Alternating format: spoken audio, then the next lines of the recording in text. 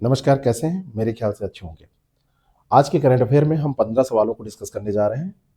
बिल्कुल बिना टाइम बर्बाद किए इन सवालों को हम देखेंगे। कल हमारा सेशन नहीं हुआ था, इसलिए 5 सवाल आज और 5 सवाल कल कवर करके हम दोनों को कवर कर लेंगे। मैं हूं पांडे, आपका गाइड, आपका दोस्त। चलिए शुरू करते हैं आज के सेशन को। पहला प्रश्न है, अष्टलक्ष्मी दर्शन युवा विनिमय कार्यक्रम के तहत लद्दाख और केरल के प्रतिनिधि मंडल की मेजबानी किस विश्वविद्यालय ने की? सबसे पहले यहाँ पर आप ये जानेंगे कि ये वास्तव में अष्टलक्ष्मी दर्शन है क्या।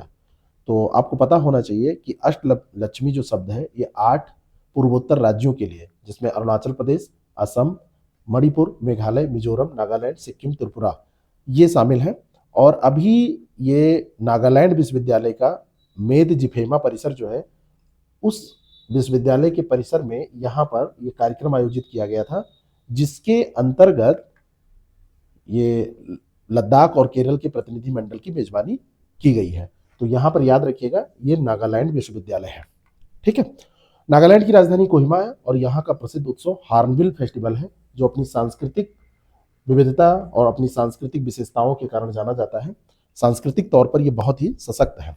भारत सांस्कृतिक विविधता के लिए जाना जा रहा है, तो यहाँ की ये सांस्कृतिक विविधता दिखाने वाला। माउंट सरामती नागालैंड की सर्वोच्च पर्वत चोटी है, जो म्यांमार की सीमा पर स्थित है।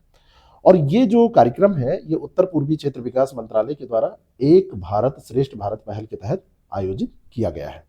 अगला जो प्रश्न है, इस प्रश्न में कहा जा रहा है, who among of the following won the gold medal with a world record score in the 10 metre air rifle mixed team event at the Asian rifle और पिस्टल चैंपियनशिप। गोल्ड मेडल जीता और वर्ल्ड रिकॉर्ड बनाया। तो world record यहाँ पे बहुत बड़ा बना है और ये बनाया है अर्जुन बाबूता और एला वेनिल वलारिवन ने। इन दोनों लोगों ने मिलकर ये वर्ल्ड रिकॉर्ड बनाया है। और ये जो वर्ल्ड रिकॉर्ड बना है, ये आपको ध्यान रखना चाहिए कि ये शूटिंग प्रतियोगिता में बना है। ये निशानेबाज हैं दोनों लोग, एलावेनिल वलारिवन, और तमिलनाडु और गुजरात से इनका संबंध है। और साथ में अर्जुन बाबूता ने 505 अंकों के साथ ये वर्ल्ड रिकॉर्ड बना है और इसका आयोजन नई दिल्ली में किया गया था। वैसे ISSF का मुख्यालय म्यूनिख में है, जर्मनी में, और वैश्विक शूटिंग प्रतियोगिताओं का संचालन यही करता है।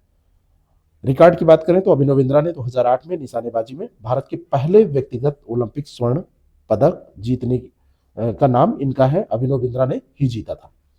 अगला जो सवाल है, राष्ट्रपति वावेल रामकलावन की यात्रा के दौरान भारत द्वारा सेशल्स के लिए विशेष आर्थिक पैकेज के रूप में कितनी राशि की घोषणा की गई? आपको पता होना चाहिए कि जो वावेल रामकलावन है, ये भारतीय मूल के हैं और द्विपक्षीय संबंधों को बढ़ाने में ये बातें बहुत इंपॉर्टेंट हो जाती हैं। रणनीतिक रूप से महत्वपूर्ण यहाँ पर जो अजम्पशन द्वीप है भारत की, उसमें काफ़ी रुचि है। सेशल्स की राजधानी विक्टोरिया है और ये हिंद महासागर में एक महत्वपूर्ण द्वीपीय राष्ट्र है। और ये घोषणा जो की गई है, ये 50 वर्ष हमारे जो राजनयिक संबंधों के पूरे हुए हैं उसके अवसर पर की गई है। और 1.75 करोड़ अमेरिकी डॉलर की विशेष आर्थिक सहायता प्रदान करने की ये घोषणा की गई है। तो इसका सही आंसर हो जाएगा 1.75 करोड़ अमेरिकी डॉलर। अगला जो सवाल है, विश्व रक्षा प्रदर्शनी 2026 कहां पर आयोजित की गई, जहां भारत और सऊदी अरब ने उच्च स्तरीय रक्षा सहयोग पर चर्चा की? तो इसका जो आयोजन हुआ, ये सऊदी अरब में हुआ है। सऊदी अरब की राजधानी है रियाद, वहां पर। और भारतीय रक्षा राज्य मंत्री संजय सेठ ने इस वैश्विक रक्षा मंच पर भारत का प्रतिनिधित्व किया है। यहाँ पर राजनाथ सिंह नहीं गए थे, ये ध्यान रखना है। भारत और सऊदी अरब के बीच में सदा तनसीक, ये थल सेना का, और अल मोहद अल हिंदी, ये नौसेना का युद्धाभ्यास होता है, जो अक्सर आपसे पूछा जाता है। रूबल खाली सऊदी अरब का सबसे बड़ा रेतीला रेगिस्तान है, भौगोलिक रूप से बहुत महत्वपूर्ण है। हार्मुज जलडमरू मध्य इस क्षेत्र का बहुत ही महत्वपूर्ण रणनीतिक समुद्र मार्ग है, जिसपे भारत की भी नजर है। कोई भी जो देश है, कोई भी क्षेत्र है जो अपना प्रभाव बढ़ाना चाहता है, तो ऐसी स्ट्रेटेजिक लोकेशन पर अपनी नजर रखता है। तो इसका सही आंसर हो जाएगा रियाद। अगला जो सवाल है, वो साइबर सक्षम धोखाधड़ी पर राष्ट्रीय सम्मेलन के दौरान केंद्रीय मंत्री अमित शाह ने किस संगठन की नई साइबर अपराध शाखा का उद्घाटन किया? ये सवाल इस रूप में बहुत ज्यादा इंपॉर्टेंट हो जाता है कि ज्यादातर लोग ये समझते हैं कि CBI जो है वो गृह मंत्रालय के अंतर्गत आता है। लेकिन मैं आपको बताना चाहता हूं कि जो CBI है, 1963 में गृह मंत्रालय के एक प्रस्ताव के माध्यम से भ्रष्टाचार के विरुद्ध लड़ने के लिए स्थापित हुआ था। वर्तमान समय में कार्मिक लोक शिकायत और पेंशन मंत्रालय के प्रशासनिक नियंत्रण में आता है। और केंद्रीय मंत्री अमित शाह ने केंद्रीय जांच ब्यूरो इसी सीबीआई की एक विशेष नई साइबर अपराध शाखा का उद्घाटन किया है। और इस अवसर पर साइबर अपराधों की प्रभावी निगरानी और डेटा विश्लेषण के लिए I4C ये डैशबोर्ड भी लॉन्च किया गया है। भारत में साइबर अपराधों की रिपोर्टिंग और त्वरित सहायता के लिए राष्ट्रीय हेल्पलाइन नंबर क्या है? 1930। अगर ऐसी कोई धोखाधड़ी आपके साथ होती है तो आपको इस पे कॉल करना चाहिए। तो इसका सही आंसर हो जाएगा सीबीआई। आगे बढ़ते हैं, अगले सवाल को देखते हैं। CISF के द्वारा शुरू की गई वंदे मातरम साइक्लोथन 2026 बल की कितने वर्षों की सेवा का स्मरण कराती है? जो ये बल है CISF, उसके कितने वर्षों की सेवा का स्मरण ये कराती है? तो यहां पर सही आंसर हो जाएगा 27 वर्ष। कितने वर्ष? 27 वर्ष। ये जो साइक्लोथन CISF की 27 वर्षों की उत्कृष्ट सेवा है, ये वंदे मातरम गीत के 150 वर्ष पूरे होने के उपलक्ष्य में निकाली गई है, क्योंकि इसकी स्थापना 1969 में विशेष रूप से सार्वजनिक क्षेत्र के उपक्रमों की रक्षा के लिए की गई थी। बल का आधिकारिक आदर्श जो वाक्य है वो संरक्षण और सुरक्षा है, और ये बल वर्तमान में देश के हवाई अड्डों, दिल्ली मेट्रो और परमाणु ऊर्जा संस्थानों जैसे रणनीतिक स्थलों की सुरक्षा करता है। साइक्लोथन का उद्देश्य नागरिकों के बीच देशभक्ति की भावना जगाना और शारीरिक फिटनेस को बढ़ावा देना है, कि जो नागरिक हैं उनके बीच में देशभक्ति की भावना जगे और उनके शारीरिक फिटनेस को बढ़ाया जा सके। तो ये ध्यान रखिएगा, काफी इंपॉर्टेंट है। वंदे मातरम साइक्लोथन ये 2026, तो ये 27 वर्षों की सेवा की बात इसमें की जा रही है, तो ये काफी इंपॉर्टेंट है। ठीक है। अच्छा, इसकी जो स्थापना हुई थी वो 1969 में हुई थी। ठीक है, तो ये आपको ध्यान रखना है। अगला जो प्रश्न है, 2026 की अध्यक्षता के लिए भारत के ब्रिक्स शेरपा कौन है? बहुत ही इंपॉर्टेंट क्वेश्चन है, अक्सर पूछा जाता है। तो इनका नाम है सुधाकर दलेला। क्या नाम है इसका? सुधाकर दलेला। अब आपको जानना जरूरी है कि ये सुधाकर दलेला किस पद पर है। तो आर्थिक संबंध सचिव सुधाकर दलेला है, ये आर्थिक संबंधों में सचिव है। और 2026 की ब्रिक्स अध्यक्षता के लिए भारत का शेरपा इनको नियुक्त किया गया है। भारत वर्ष 2026 में चौथी बार ब्रिक्स शिखर सम्मेलन की गरिमामयी अध्यक्षता करने जा रहा है। ब्रिक्स का पहला जो आधिकारिक शिखर सम्मेलन है 2009 में येकातेरिनबर्ग रूस में आयोजित किया गया था। 2009 में यह पहला सम्मेलन था। न्यू डेवलपमेंट बैंक, जिसे ब्रिक्स बैंक भी कहा जाता है, इसका मुख्यालय संघाई में है, चीन में है। चीन का इस पे सबसे ज्यादा प्रभाव भी है। और शेरपा अंतर्राष्ट्रीय शिखर सम्मेलनों में राष्ट्र अध्यक्ष का व्यक्तिगत दूत और मुख्य योजनाकार होता है। अगला जो प्रश्न है, US India strategic partnership forum की वैश्विक मूल्य श्रृंखला समिति के अध्यक्ष के रूप में किसे नियुक्त किया गया है? आपको मैं बताना चाहता हूं कि जो ये फोरम है ना, USISPF, ये वास्तव में है क्या? तो ये एक गैर लाभकारी संगठन है जो भारत और अमेरिका के बीच में द्विपक्षीय व्यापार संबंधों को मजबूत करने का काम करता है। अभी 1989 बैच के वरिष्ठ अधिकारी और पूर्व सचिव रोहित कुमार सिंह को इस पे अध्यक्ष के तौर पर, यानी यहाँ पे जो अध्यक्ष नियुक्त किया गया है वो किसको नियुक्त किया गया है? रोहित कुमार सिंह को अध्यक्ष के तौर पर इनकी नियुक्ति की गई है। वैश्विक मूल्य श्रृंखला उन अंतर्राष्ट्रीय गतिविधियों के नेटवर्क को कहते हैं जो किसी उत्पाद को तैयार करने में शामिल होती है। रोहित कुमार सिंह को भारत में आर्टिफिशियल इंटेलिजेंस आधारित शिकायत निवारण प्रणालियों को लागू करने का श्रेय दिया जाता है। और इस समिति का मुख्य उद्देश्य भारत को वैश्विक आपूर्ति श्रृंखलाओं के एक वैकल्पिक और विश्वसनीय केंद्र के रूप में स्थापित करना है। अगला जो सवाल है वो है, PLI 1.2 योजना के तीसरे चरण के तहत इस्पात मंत्रालय ने कितनी परियोजनाओं के लिए समझौता ज्ञापनों पर हस्ताक्षर किए हैं? मोस्ट इंपॉर्टेंट क्वेश्चन है। आपको मैं यहाँ पे बताना चाहता हूँ कि PLI स्कीम का मतलब है प्रोडक्शन लिंक्ड, है ना। PLI प्रोडक्शन लिंक्ड जो इंसेंटिव होता है, यानी कि उत्पादन आधारित जो प्रोत्साहन की बात होती है, उसी का 1.2 वर्जन है ये। और इसके अंतर्गत 85 जो परियोजनाएं हैं उनको क्या किया गया है, उन पर उनके समझौता ज्ञापन पर हस्ताक्षर किए गए हैं। तो ये तीसरे चरण में 85 परियोजनाओं के लिए ये 11,000 करोड़ रुपए से अधिक का निवेश इसमें शामिल होगा। उत्पादन आधारित जो प्रोत्साहन है, इसका लक्ष्य क्या है? घरेलू विनिर्माण को बढ़ावा देना, और विशेष रूप से इसमें इस्पात के आयात को कम करने की बात की जा रही है।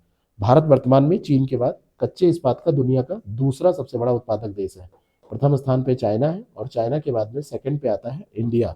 भारत के प्रमुख सार्वजनिक इस्पात संयंत्रों में बोकारो, भिलाई, रावलकेला, दुर्गापुर ये शामिल हैं, जो औद्योगिक आधार प्रदान करते हैं। एच डी कुमारस्वामी वर्तमान में केंद्रीय इस्पात मंत्रालय का कार्यभार संभाल रहे हैं।